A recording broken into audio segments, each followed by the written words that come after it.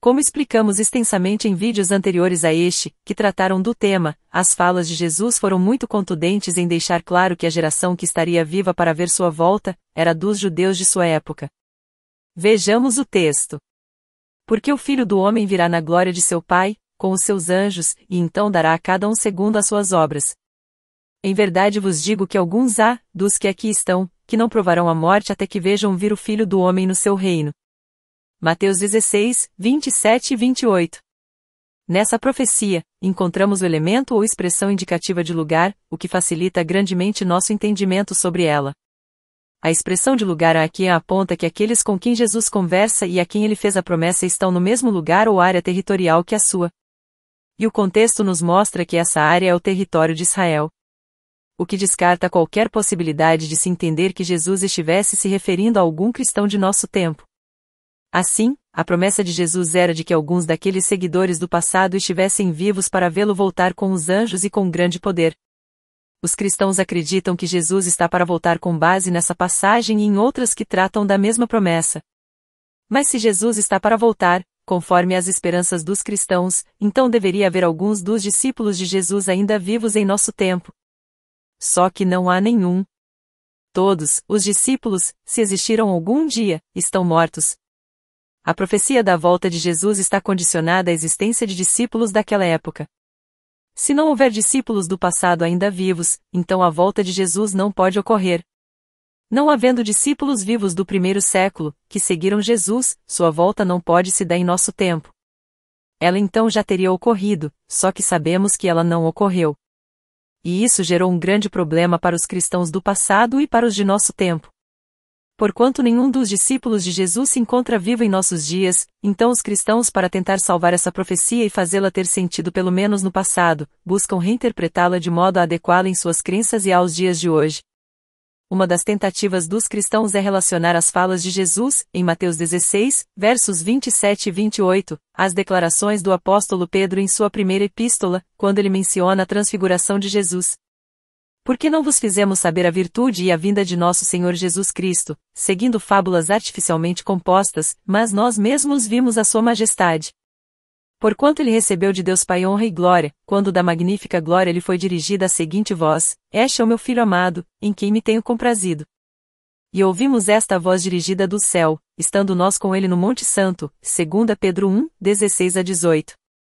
O fenômeno da transfiguração ficou registrado em 3 evangelhos, Mateus 17, versos 1 a 9, Marcos 9 versos 2 a 10 e o de Lucas 9 versos 28 a 36. De acordo com os textos acima, Jesus teria revelado sua verdadeira natureza a 3 de seus apóstolos mais achegados, Pedro, Tiago e João. A partir dessas passagens e em conjunto com as declarações de Pedro em sua segunda epístola, os cristãos de hoje dizem que Jesus em Mateus 16, versos 27,28 estava se referindo a João, Pedro e Tiago como aqueles que não morreriam antes de verem a vinda do Filho do Homem em sua glória. Segundo ainda os cristãos com base em 2 Pedro, Jesus ao se transfigurar mostrou a glória que é mencionada em Mateus 16. Assim, os cristãos concluem que a profecia é verdadeira e que não há nenhum equívoco nas falas de Jesus. Será mesmo que isso faz sentido? Será que Jesus em Mateus 16 versos 27 e 28 estava se referindo à sua transfiguração? Os discípulos que não morreriam mencionados por Jesus em Mateus eram Pedro, Tiago e João? Vamos provar que não. Afirmamos isso porque as palavras de Pedro ao mencionar a transfiguração de Jesus, em nenhum momento pretendeu dizer que a transfiguração foi um evento visionário de sua volta. A transfiguração não tem nada que ver com a volta de Jesus. Pedro menciona a transfiguração em sua segunda carta como um elemento de prova real de que as crenças cristãs não se fundamentavam em fábulas compostas artificialmente e não que ela estivesse relacionada à sua volta.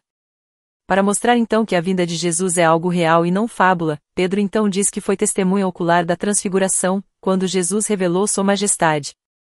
Pedro estava demonstrando que ele viu algo verdadeiro. Como a lei judaica preconiza que o testemunho de um homem para ser verdadeiro, precisa da confirmação de 2 ou mais testemunhas, Pedro, João e Tiago aparecem na cena da transfiguração relatada nos evangelhos. Dessa forma, analisando as declarações de Pedro, vemos que ele não disse que a transfiguração era uma visão da vinda de Jesus como prometido em Mateus 16. Notamos que em Mateus 16, Jesus falou em sua segunda vinda. Vinda de onde? A vinda que Jesus menciona em todas as suas ocorrências diz respeito ao seu retorno do céu, e isso ocorreria quando ele morresse e fosse ressuscitado. No momento em que a transfiguração ocorre, Jesus não tinha vindo do céu e nem havia morrido para que tivesse que voltar como havia prometido. A ideia de vinda subentende-se vinda do céu. Na transfiguração, Jesus não foi para lugar algum para então ter que vir ou voltar. Outro ponto que demonstra que a transfiguração não tem nada que ver com a segunda vinda de Jesus é que Jesus disse que quando sua vinda ocorresse alguns de seus discípulos estariam vivos e outros mortos. O texto diz que alguns dos que aqui estão não morrerão até que vejam a vinda do Filho do Homem. Logo, se alguns estariam vivos é porque outros estariam mortos. E no momento da transfiguração, todos os discípulos de Jesus estavam vivos. Não havia nenhum morto. Se todos estavam vivos por ocasião da transfiguração, então não tem como dizer que naquele momento havia alguns que estavam vivos que viriam a vinda de Jesus. Ademais, a transfiguração foi um evento reservado e particular o qual somente 3 pessoas tiveram conhecimento.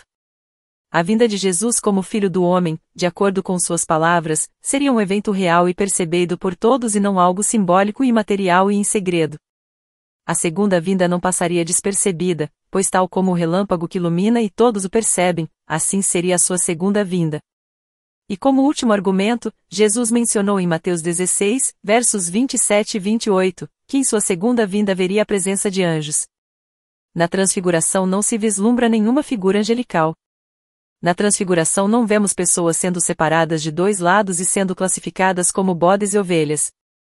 A transfiguração, portanto, carece de todas as características e elementos mencionados por Jesus em sua profecia relativa à sua segunda vinda tal qual Filho do Homem. A argumentação dos cristãos em tentar relacionar a promessa profética de Jesus citada em Mateus 16 ao fenômeno da transfiguração não se sustenta de forma alguma. Os cristãos tentam fazer um malabarismo apologético sem base alguma. Portanto, novamente provamos que as falas proféticas de Jesus foram dirigidas às pessoas de seu tempo, elas não têm nada a ver com nosso tempo e nem com os cristãos de hoje. A volta de Jesus era para ter ocorrido ainda no primeiro século enquanto alguns de seus discípulos estivessem vivos e outros mortos. A vinda de Jesus era para ter ocorrido na época em que a geração perversa de judeus que lhe pediram um sinal ainda estaria viva. A volta de Jesus deveria ocorrer numa época em que Caifás estivesse vivo. Tudo não passou de um engodo decorrente da ignorância.